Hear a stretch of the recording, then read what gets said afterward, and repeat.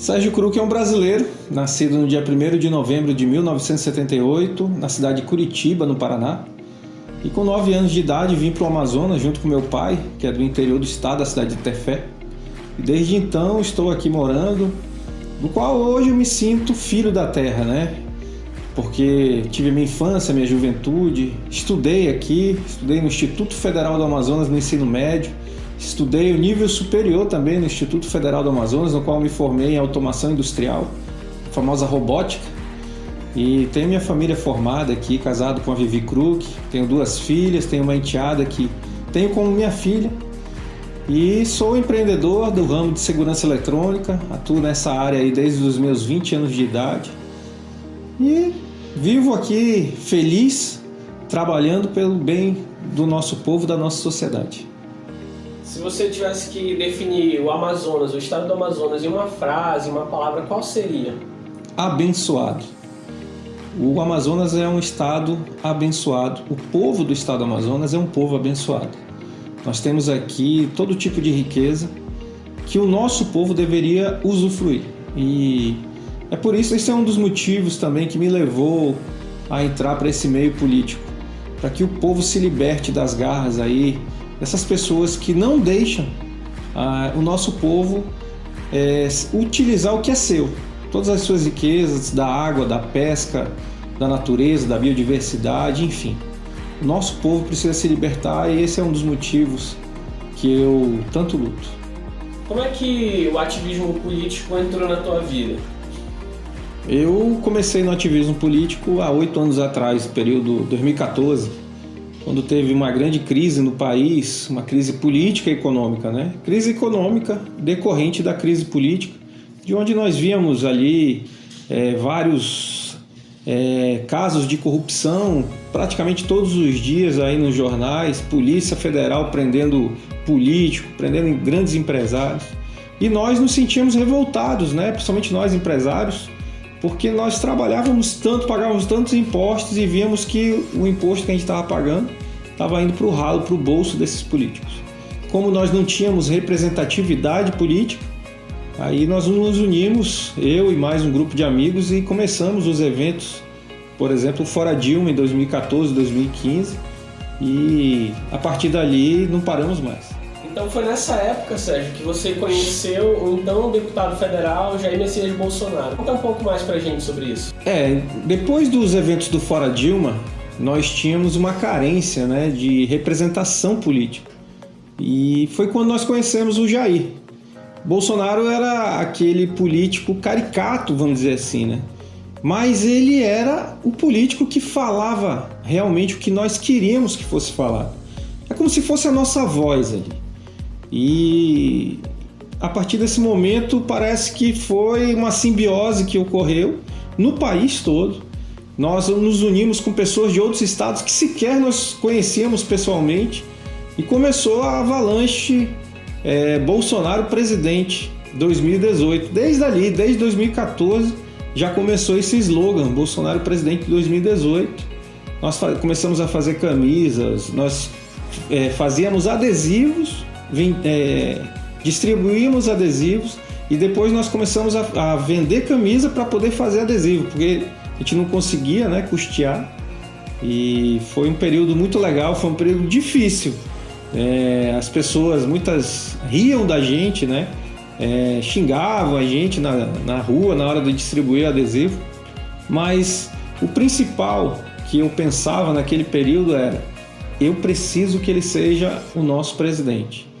E desde ali a gente não parou mais e não vamos parar. O bolsonarismo, ele vai ser uma vertente política que vai continuar no nosso país perenemente.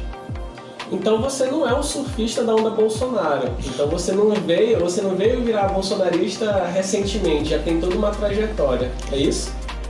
Tem gente que... Esse termo, né, surfista, apareceu em 2018, porque falava-se muito na onda Bolsonaro, né?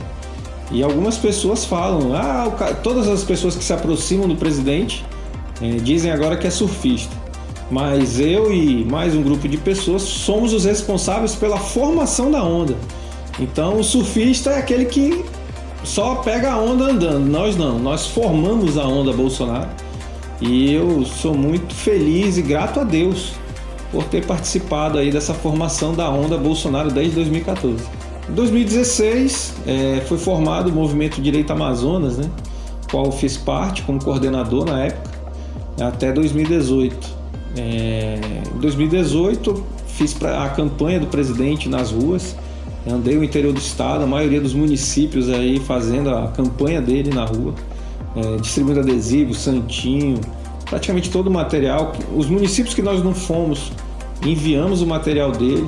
Foi uma época muito boa, foi muito trabalho, mas Deus nos honrou, nos abençoou e nós conseguimos colocar o nosso presidente como literalmente aí o chefe maior da nação.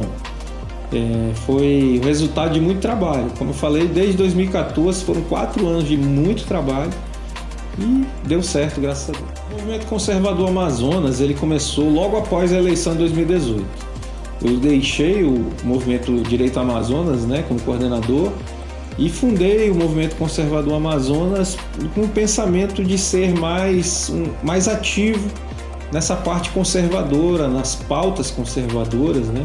Politicamente falando, não só um movimento fã-clube do presidente, vamos dizer assim. A gente precisava estar dentro aí das pautas de movimento de rua. E nós começamos a fazer esse trabalho logo após a eleição de 2018. E desde então a gente não parou mais. O Movimento Conservador Amazonas cresce a cada dia. Eu sou muito grato a Deus pelas portas abertas, até pelas portas fechadas que tivemos, porque tudo serve de exemplo de crescimento para a gente. E hoje o Movimento Conservador Amazonas ele tem a sua posição no estado, ele é reconhecido, é um movimento muito forte e vai ter os seus representantes na política também. O Movimento Conservador Amazonas ele hoje é responsável pelos maiores eventos aqui no estado nessa área conservadora, né? Começou ali no período de 2019, logo depois que foi criado. O primeiro evento foi de apoio à Lava Jato. Nós tivemos ali praticamente 80 mil pessoas na Ponta Negra em apoio à Lava Jato, contra a corrupção. Foi um dos maiores eventos que nós já fizemos. Também um dos eventos que também ganhou notoriedade aqui foi a coleta de assinatura contra a lei de abuso de autoridade. Essa lei aí que proíbe de mostrar o rosto do bandido quando ele é preso. Nós fomos às ruas fazer a coleta de assinaturas, coletamos praticamente 35 mil assinaturas aqui, foi muito boa essa situação que nós fizemos. Fizemos também aí o enterro simbólico da Globo, né? O evento chamado Globo Lixo, aqui foi também de grande notoriedade, porque nós sabemos que essa empresa aí funerária em nada tem ajudado a população brasileira no quesito de informação, pelo contrário, né? Um outro evento criado pelo Movimento Conservador Amazonas foi o Amazônia é Nossa. Teve aqui umas notícias mundiais dizendo que a Amazônia estava pegando fogo, tá? A floresta estava se acabando. E nós fizemos aí vários vídeos mostrando que era tudo mentira. Como sempre, essa turma da lacrosfera mente sobre a Amazônia. E naquele período nós fizemos aí o evento, tivemos aí o apoio de um senador da República, de um deputado federal que nos deu sustentação na narrativa. Fomos às ruas, fizemos o movimento que ganhou notoriedade a nível nacional e internacional. E nós vamos continuar defendendo a nossa Amazônia e pedir sempre politicamente que o nosso povo seja liberto e tenha o direito de usufruir do que é seu. O evento da coleta de assinaturas para o partido Aliança pelo Brasil, nós participamos a convite do próprio partido. E foi muito bom ter participado desse ato junto dos nossos integrantes. Foram 3 semanas de muito trabalho, que teve um fechamento com um evento na Assembleia Legislativa, que só nesse evento da Assembleia foram 5 mil assinaturas coletadas. No total tivemos praticamente quase 20 mil assinaturas coletadas, passadas no cartório e entregues ao partido. E a nossa missão foi cumprida.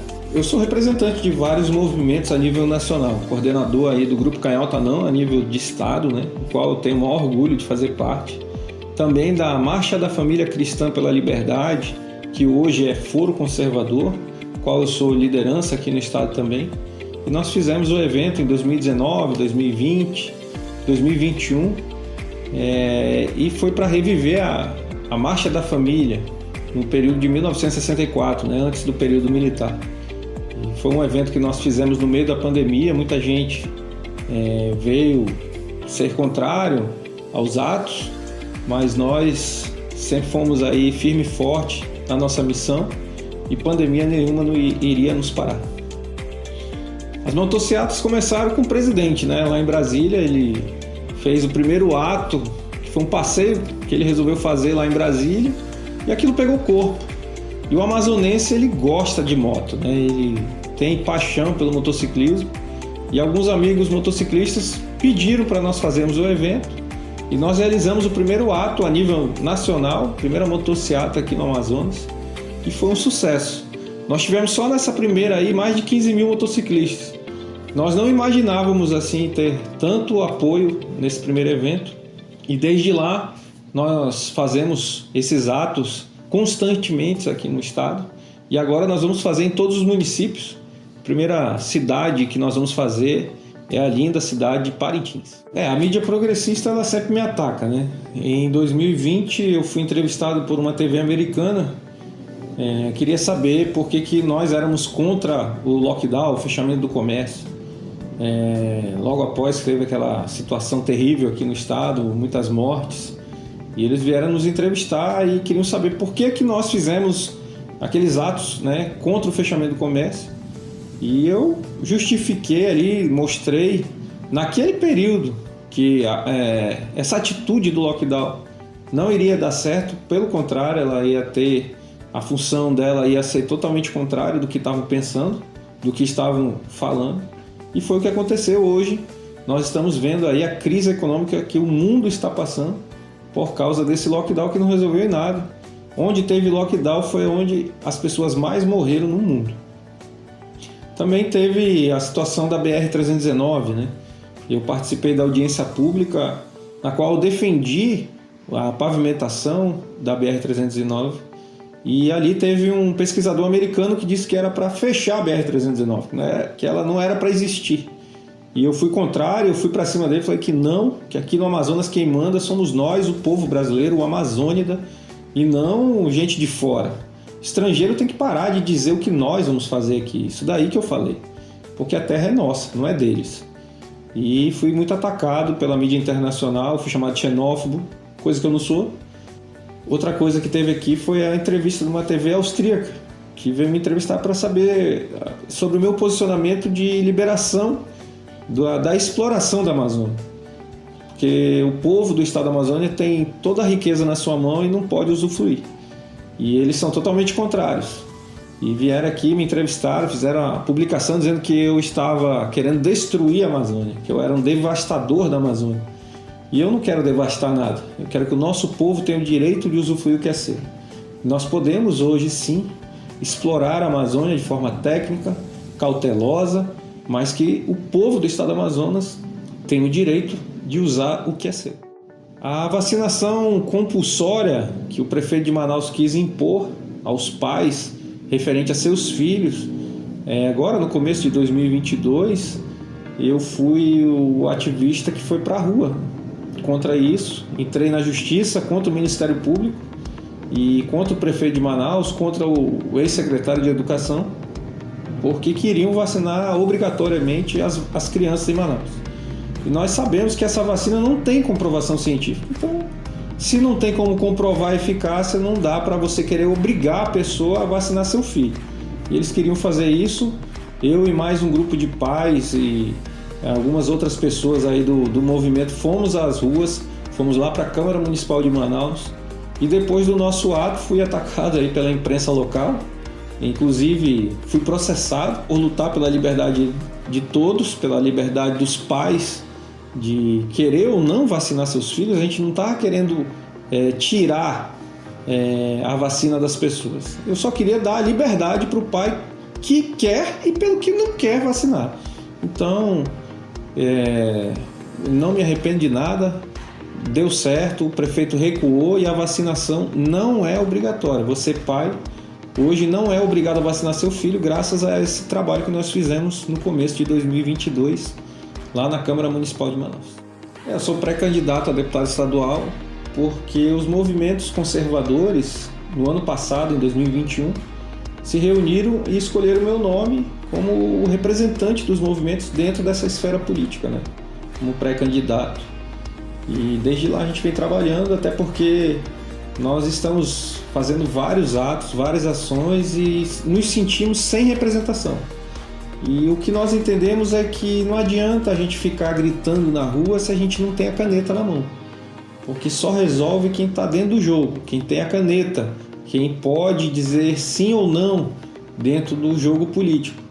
Então foi por isso que o meu nome foi colocado aí à disposição da população nessa pré-campanha agora em 2022. Nós estamos trabalhando muito forte para a reeleição do nosso presidente Bolsonaro. Aliás, nós não paramos, né? Desde 2014, já tem 8 anos aí trabalhando esse nome. Eu literalmente visto a camisa, né? Praticamente aí eu vivo com a camisa do presidente ou a camisa do Brasil, como eu estou agora. E assim vai ser pelo resto da minha vida. A expectativa é muito boa para esse ano. Nós temos o apoio de muita gente. Os nossos integrantes aí do movimento estão dando a maior força, já estão nos ajudando na pré-campanha. A renovação política ela é necessária todo o tempo. E nós aqui no Norte, por exemplo, não temos nenhum representante conservador eleito como representante nosso, politicamente falando. Então nós precisamos agora, em 2022, colocar os nossos representantes. Nós temos aí essa possibilidade e vamos trabalhar muito forte para isso. As pautas conservadoras hoje sequer são observadas. Então, por isso, a necessidade grande que nós temos do nosso representante conservador. As pautas que eu defendo, liberdade, a fé, a família, o direito ao porte de arma, contra o aborto, contra a ideologia de gênero, contra o comunismo, contra o petismo. Esse daí é o nosso trabalho. Se você é bolsonarista, conservador, assim como a gente, faça parte dessa família também. Entre para o nosso grupo de apoio que está aí embaixo com esse número e faça parte dessa família. Juntos, nós vamos começar um grande projeto político aqui no estado do Amazonas para que você, conservador, tenha a sua voz disseminada no meio político. Nós, juntos, vamos vencer.